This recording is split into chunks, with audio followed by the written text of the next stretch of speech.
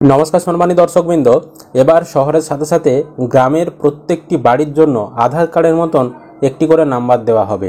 সেই নাম্বারের সাহায্যে জমি রেজিস্ট্রেশন থেকে শুরু করে জমি কেনাবেচা, তারপর আপনার যে কোনো প্রকল্পে আবেদন বা মিউটেশন থেকে শুরু করে তারপর দোকানের জন্য আবেদন, সমস্ত কিছু, ট্রেড লাইসেন্স, তারপর ট্যাক্স দেওয়া, সমস্ত কিছু কাজ কিন্তু হবে। তো এটি কিন্তু পশ্চিমবঙ্গ সরকারের একটি অভিনব উদ্যোগ বলতে পারেন।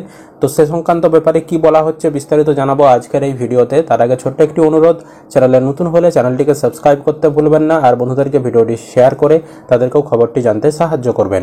দেখুন, এখানে বলা হচ্ছে শহরের সুবিধা এবার মিলবে গ্রামেও। পুরসভা এলাকায় প্রতিটি বাড়ির একটি নির্দিষ্ট হোল্ডিং নম্বর থাকে। কোনো রাস্তা বা এলাকার নামের সামনে ওই নম্বর বসিয়ে নির্দিষ্ট ঠিকানা চিহ্নিত করা হয়। এলাকা চেনেন না এমন যে কোনো ব্যক্তিও ওই ঠিকানা দেখে খুঁজে নিতে পারেন তার গন্তব্য। গ্রামীণ অঞ্চলে এই সুবিধা নেই। গ্রামে সাধারণত গৃহকর্তা বা কোনো ব্যক্তির নাম ধরে নির্দিষ্ট ঠিকানা খুঁজে নিতে হয়। কোনো গ্রামে একই নামে একাধিক ব্যক্তি থাকলে বিভ্রান্তি সৃষ্টির অবকাশ থাকে যথেষ্ট। এমন সমস্যার দিন শেষ হতে চলেছে শীঘ্রই, কারণ রাজ্যের তরফে গ্রামীণ এলাকার প্রত্যেক বাড়ির জন্য ইউনিক আইডেন্টিফিকেশন বা এসএসসি নাম্বার দেওয়ার উদ্যোগ নেওয়া হয়েছে। এই নম্বরের ভিত্তিতে গ্রামাঞ্চলের প্রত্যেক বাড়ির নির্দিষ্ট ঠিকানা চালু করা হবে। স্মার্ট পঞ্চায়েত গঠনের লক্ষ্যে রাজ্য সরকার একাধিক পদক্ষেপ করে চলেছে।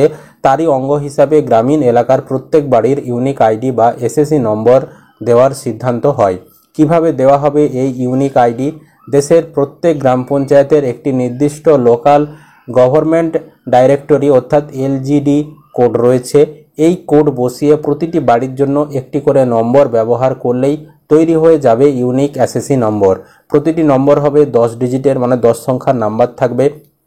রাজ্যের এক আধিকারিক বলেন, এটি প্রাথমিক পদক্ষেপ। নিয়মে কিছু পরিবর্তন এনে শহরের ধাঁচে গ্রামেও প্রত্যেক বাড়ির হোল্ডিং নম্বর চালুর পরিকল্পনা রয়েছে সরকারের।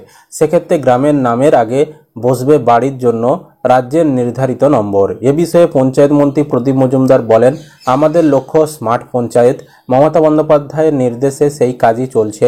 তথ্য প্রযুক্তি ব্যবহার করে মানুষের জন্য আরও কি সুবিধা নিশ্চিত করা যায়, অনবরত চলছে সেই ভাবনা।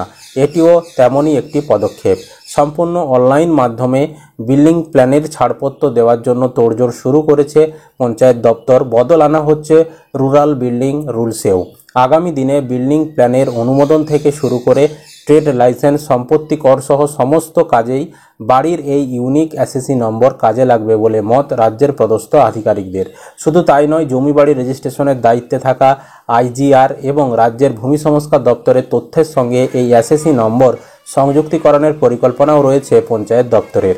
সেক্ষেত্রে জমি বাড়ির মালিকানা সংক্রান্ত রিয়েল টাইম তথ্য থাকবে প্রত্যেকটি গ্রাম পঞ্চায়েতের হাতে। কোথাও জমি বাড়ি কেনার সময় ক্রেতা এই এসএসসি নম্বর দিয়ে নির্দিষ্ট পোর্টালে খোঁজ করলেই জেনে নিতে পারবেন সংশ্লিষ্ট সম্পত্তি সংক্রান্ত যাবতীয় তথ্য। সূত্রের খবর, গ্রামাঞ্চলে ইউনিক এসএসসি নম্বর চালু করার জন্য ইতিমধ্যে প্রশাসনিক স্তরে প্রস্তুতি শুরু হয়ে গিয়েছে। দুর্গাপুজোর পরেই পঞ্চায়েতের কাজকর্ম সংক্রান্ত একগুচ্ছ অনলাইন পরিষেবা চালুর পরিকল্পনা রয়েছে মমতা বন্দ্যোপাধ্যায়ের সরকারের। সবকিছু ঠিকঠাক চললে 2025 সালের শুরুর দিকেই গ্রামাঞ্চলে বাড়ির এসএসসি নম্বর দেওয়ার কাজ কিন্তু চালু হয়ে যাবে। সুতরাং বিষয়টা আপনাদেরকে বোঝাতে পেরেছি, এটা খুব শিগগিরই কিন্তু চালু হবে। এর ফলে আপনারা অনেক সুযোগ সুবিধা পাবেন। এর জন্য আমাদেরকে কোনো অনলাইনে নিজেদেরকে আপাতত আবেদন করার প্রয়োজন নেই। তো পরবর্তী সময় যদি আবেদন করতে হয় তখন আমাদেরকে জানাবো, বা এই নাম্বার দেওয়ার কাজ যখন শুরু হবে কিভাবে নাম্বার পাবেন, বা আপনার বাড়ির কোন নাম্বারটি দেওয়া হলো সেটি কিভাবে বুঝবেন, সমস্ত কিছু তখন আপনাদেরকে আমরা আবারও জানিয়ে দেবো। সরকারের এই উদ্যোগ আপনাদের কেমন লাগলো অবশ্যই কমেন্ট করে জানাবেন, আর বন্ধুদেরকে ভিডিওটি শেয়ার করে তাদেরকেও কিন্তু খবরটি জানতে সাহায্য করবেন। আর ভিডিও ভালো লাগলে অবশ্যই কিন্তু একটি লাইক করবেন।